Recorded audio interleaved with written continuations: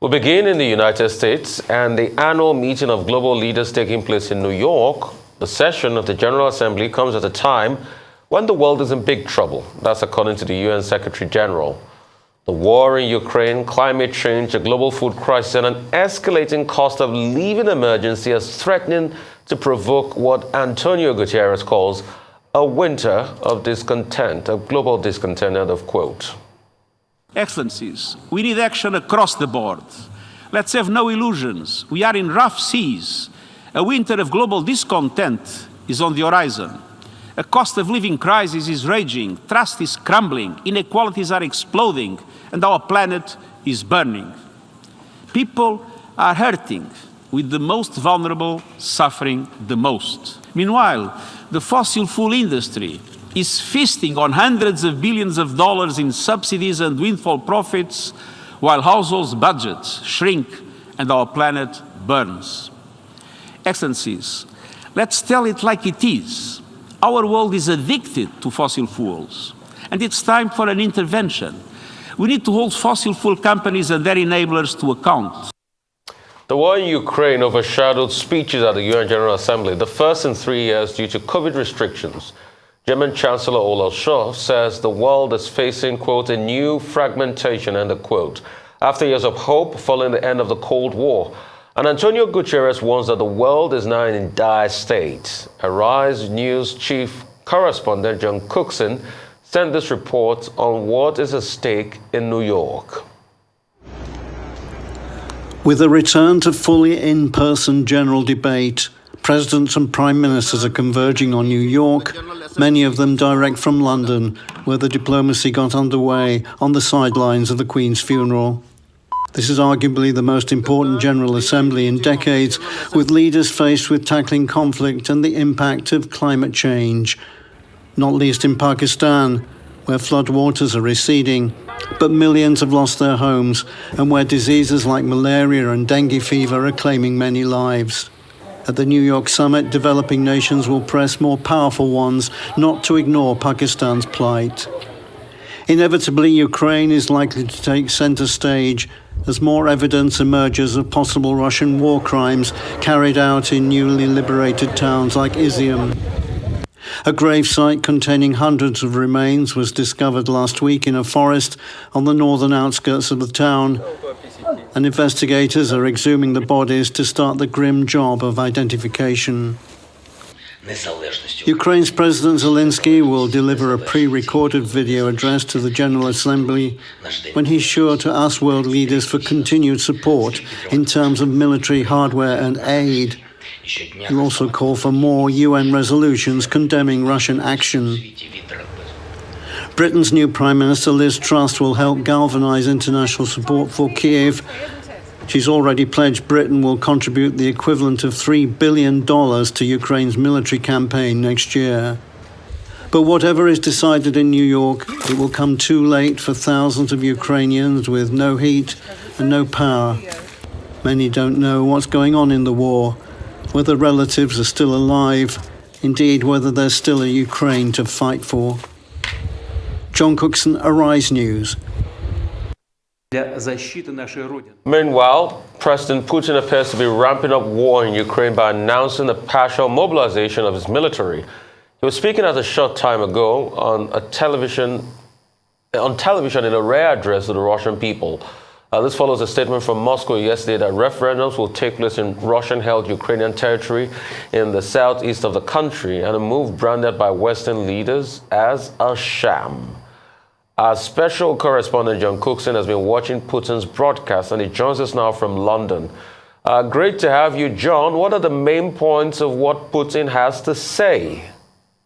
Good morning, guys. Well, a major developing story today that's likely to send shockwaves around the world, a potentially major escalation of the war in Ukraine, with Putin announcing a partial call-up of all his reservists. Now, the Russian military has about 2 million men and women in reserve, and the Russian defense minister clarified the figure a short time ago that 300,000 300,000 Russian men and women will be called up immediately to serve in the campaign to try to win the war in Ukraine. Of course, the Russian forces on the back foot at the moment in the south and the east of the country, with the Ukrainians gaining ground, and Putin himself under a lot of political pressure in Moscow to try to win, if I can use that expression, this war in Ukraine, because at the moment the perception is that he is not. So this is a major development in this conflict. The reservists that it will apply to, and as I've said, it's 300,000 Russian men and women. It will be those with previous military experience, those who have already served in the army, and those who will be given more military training before they're put into the front line. The other development is that all Russian soldiers already in the army will have their contracts extended. So this is, as I say, a major development in this conflict. Russia on the back foot in certain regions, although Russia still controls a fifth of the country, but there's a 1,000-kilometer front line to defend, and also there's the homeland element too, because all the Russian borders have to be defended. Now, Putin was supposed to be making a speech yesterday, and it was expected at around 6 p.m. Nigeria, London time yesterday. It never came. This pre-recorded statement was put out by Russian television this morning. Not only did he say that reservists will be called up, he also did a long rant against the West. He accused the West of starting the war in Ukraine back in 2014. He says that the West has plans to destroy Russia, bearing in mind this is an address to the Russian people, so it's an address to a domestic market.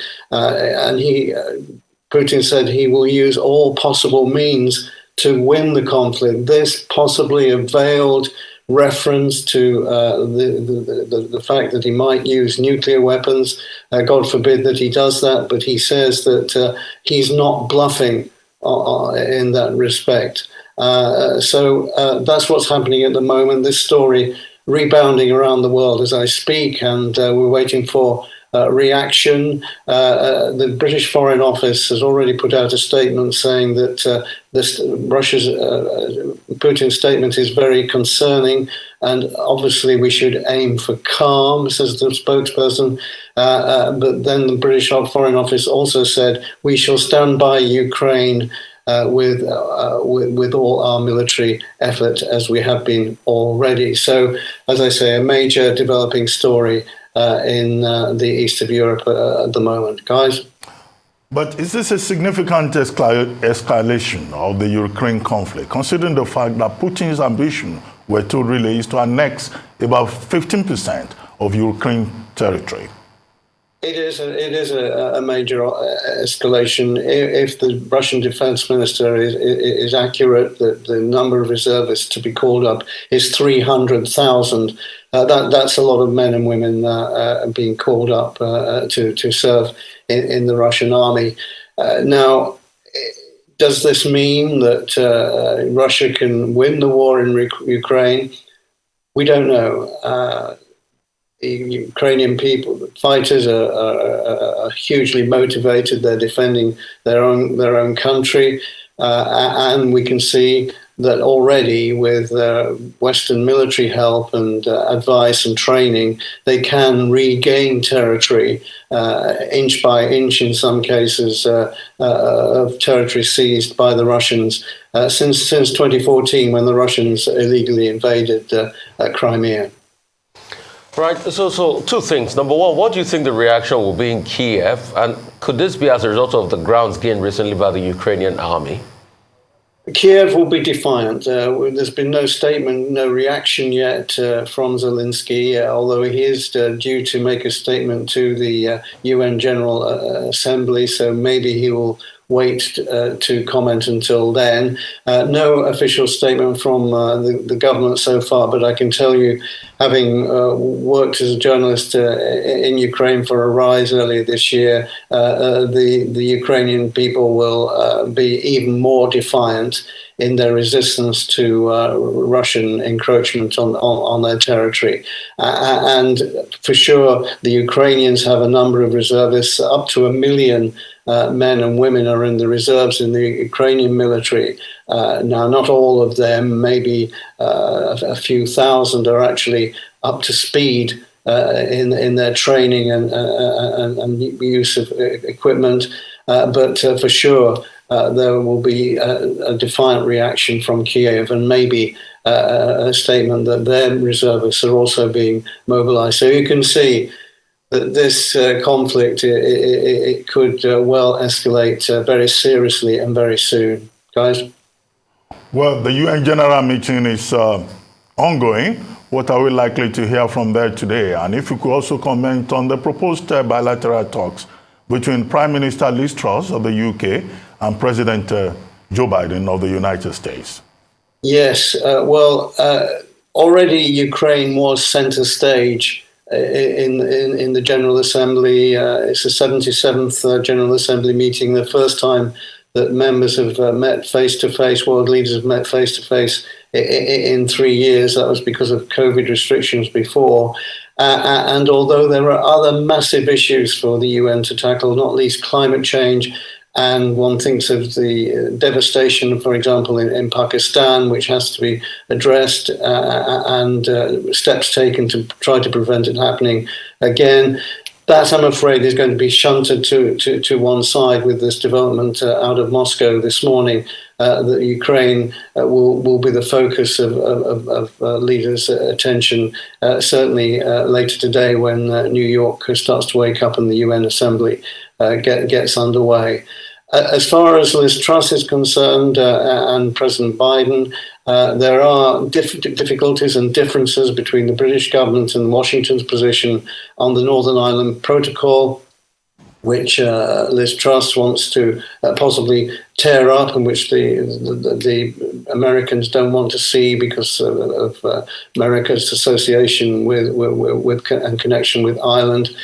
And it's going to be a slightly difficult meeting for Liz Truss, because she has already proved in the recent days that she is a woman of her word, and if she takes a stand on something, then she seems, at least at the moment, to stick to it, and Biden will have his own position. And we've already heard that there'll be no trade deal between America and the UK for several years, which will be a major disappointment for the British government, although they won't admit it. So lots of things happening in New York today, bilateral meetings on the sideline, and that's where the important work is done, frankly, in the General Assembly meetings, because General Assemblies tend to be a bit of a talking shop on the floor of the UN, but the important meetings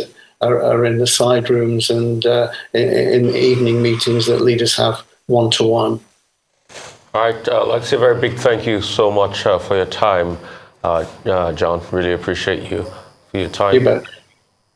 Here in Nigeria, the House of Representatives at the resumption of plenary yesterday expressed concerns over the rising debt profile of the country and crude oil theft. House of Representatives Speaker Femi Gbajabiamila raised the fears while delivering his welcome remarks. Gbajabiamila stated that concerns emerged from the interactive session of the Senate and the House Committees on Finance with ministries, departments and agencies of government on the medium-term expenditure framework and fiscal strategy paper. He said the issues emerged while considering the scope of the deficit financing to be proposed in the new budget and the decline in crude oil production due to theft and sabotage. Gbajabiamila said that while the House appreciated the current fiscal conditions necessitated borrowing to finance budgetary expenditure, there should be worry about the long-term effect of the debt burden on the country and the ability to pay in responsible and a sustainable way. That's once again, Dr. Bati.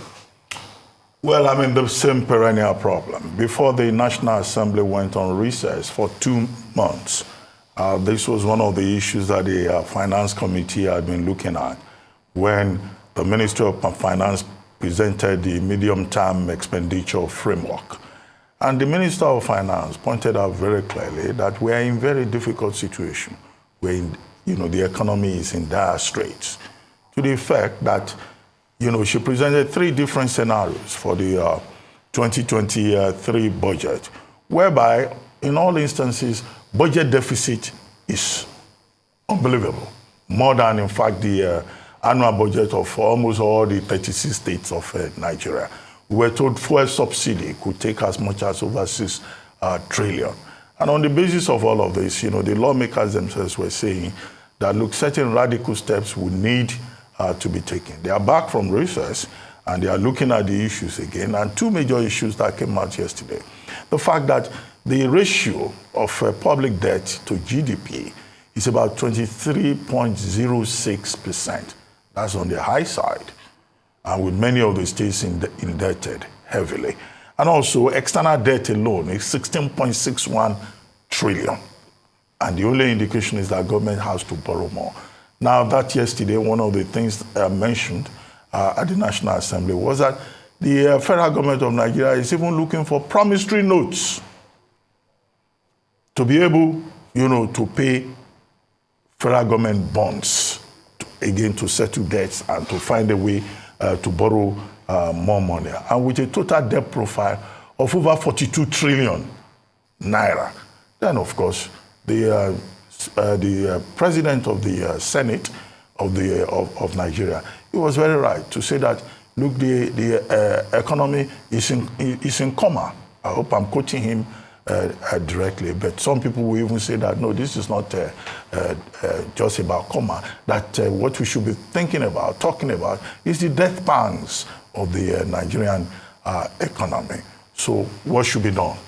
The lawmakers themselves have offered a number of ideas. They think that government, at some point, should cut down on expenditure. I hope that cutting down on expenditure and borrowing will also include cutting down on their own excessive, conspicuous consumption in terms of how, the public sector is managed. At some point, the members of the National Assembly have talked about, going back to the Oronsaye Committee report and making sure that government is pruned down, that government becomes leaner, so that there will be greater efficiency.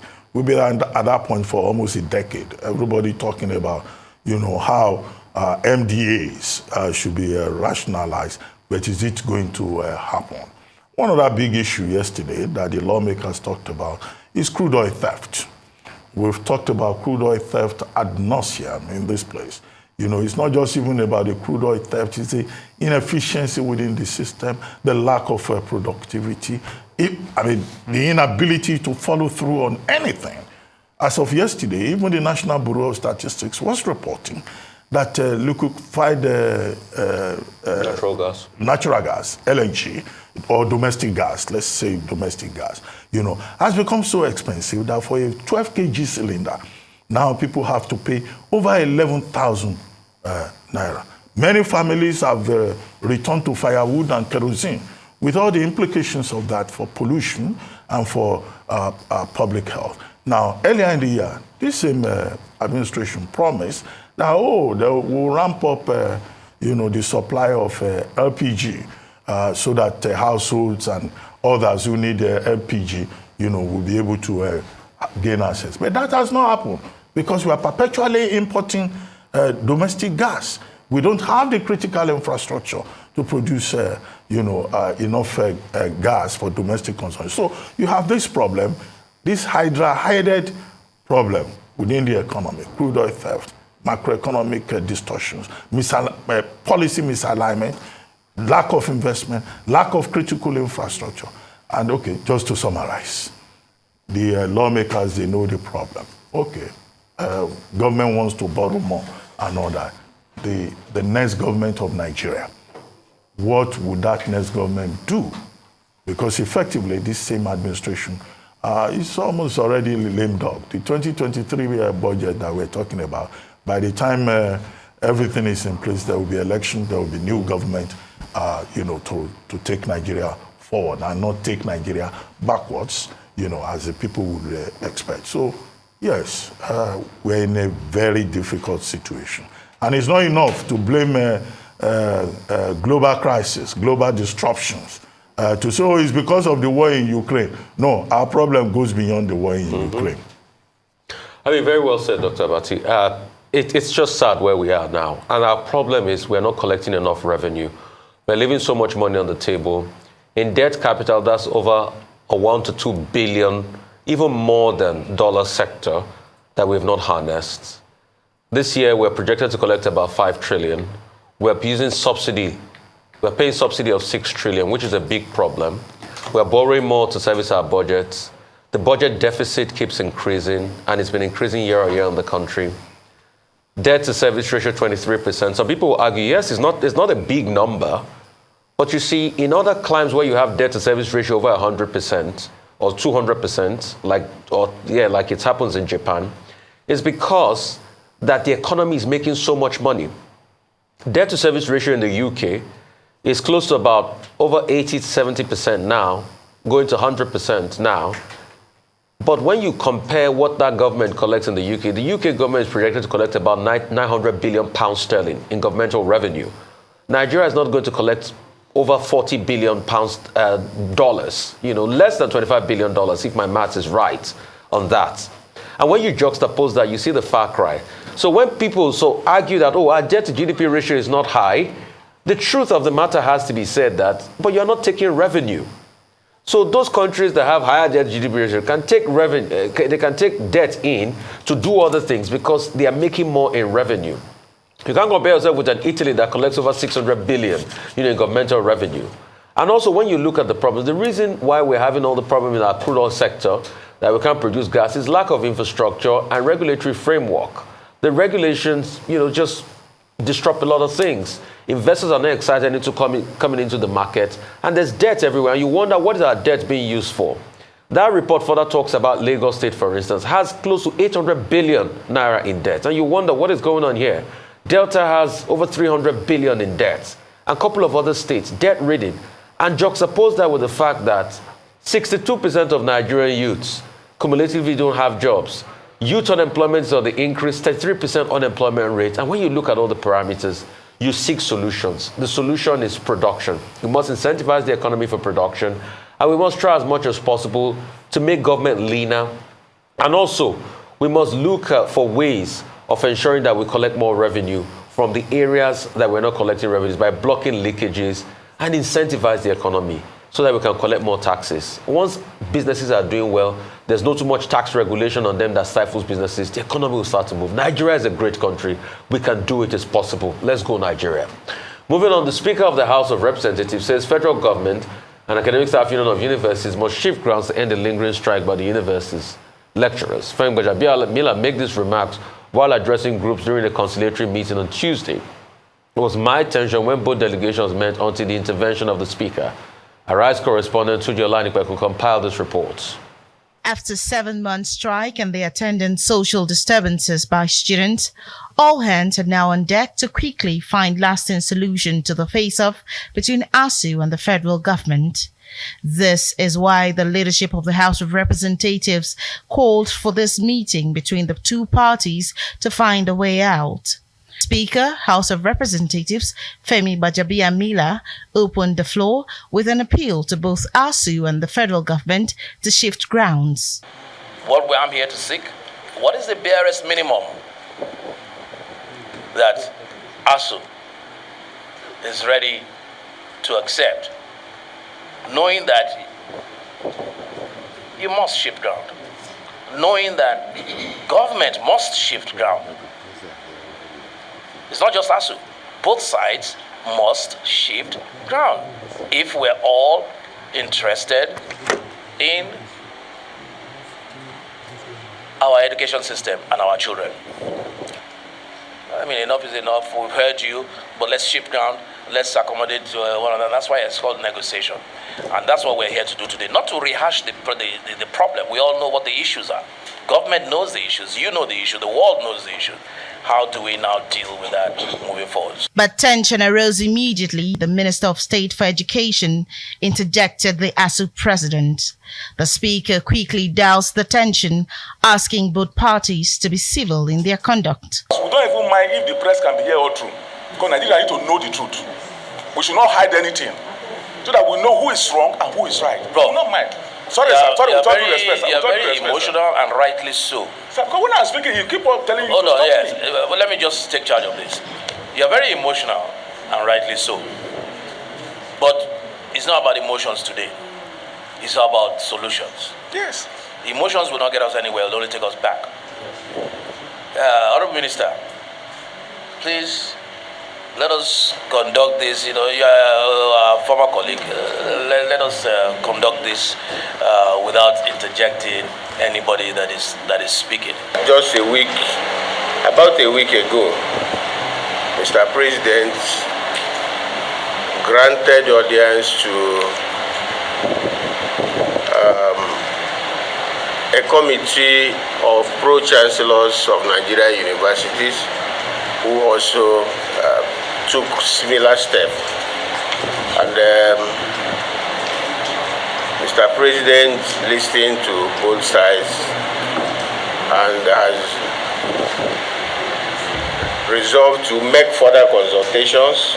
The speaker promised a peaceful resolution at the end of the meeting, but also accused the federal government of using the courts to force the lecturers back to the classrooms. If the court forced the lecturers to go to work tomorrow, what type of teaching will they do? That's the question. If you court forced Nigerian academics to go and teach against your will, just like the court forcing a doctor to go and treat a patient against your will, how many of us will go and meet that doctor? That is the question I will ask Nigeria. Thank you. Journalists were then excused from the meeting for a closed-door session. All right, Dr. Bati, comment on this. Okay, well, again, this is one of the things that the House of Representatives did yesterday with the lawmakers, resuming a plenary session, coming back from recess. And it's good to see the lawmakers showing interest in this matter that has been a very soft one, with Nigerian universities having been shut down for more than 200 days. Well, some of the students have raised the question, why is the House of Representatives just intervening after 7 months, and that maybe they didn't intervene early enough. But the leadership that is now being provided by Femi Gbajabiamila, Speaker of the House of Representatives, is important. Yesterday, the meeting that was shown went on for 5 hours. At the end of the day, we were told that resolutions were reached on about 7 points, which neither the Speaker nor the House of Reps officially disclosed. What was the major takeaway there was that the House of Reps, the lawmakers, and the other stakeholders have now asked for a meeting with President Muhammadu Buhari to find a way out of this crisis within the university system. And I think that that is important. Against two major backgrounds, in my view. The first was the point made by the president of the Academic Staff Union of Universities, Professor Emmanuel Osedeke, when he was reacting to this latest development. While acknowledging the intervention of the lawmakers, he made the point that there had been no formal meeting, and he said he was using the word formal, advisedly, between the ASUU and also the federal government, particularly the Ministry of Labor. He said a meeting was summoned February 27. There was another meeting March 1, and that any other meeting after that was not a formal meeting for discussion. I think that that disclosure is surprising, because how then do you resolve the disagreements, on those minimum conditions that ASUU has defined? Hopefully, the lawmakers will be able to intervene in this regard. Yes, there have been meetings of the pro-chancellors, of the vice-chancellors, of the peace committee put together by the conference of former vice-chancellors and all of that. But at this moment, there is no light at the end of the tunnel yet. And another thing to note is how Nigerian students have now taken up the matter. On Monday, they shut down access to the Murtala Mohammed International Airport here in Lagos, creating a lot of logjam. Today, National Association of Nigerian Students have said that they will also shut down access, block access to the international airport in Abuja, and that tomorrow the protest will shift to the south-south and the southeast. So you have, Nigerian students now saying, well, they just want to go back to class. They just want the schools to reopen. Otherwise, they will continue, to block access even to Nigeria's ports. So all of that will seem to underscore, in my view, the urgency of the crisis that we face and the need to find a solution and a way out of this.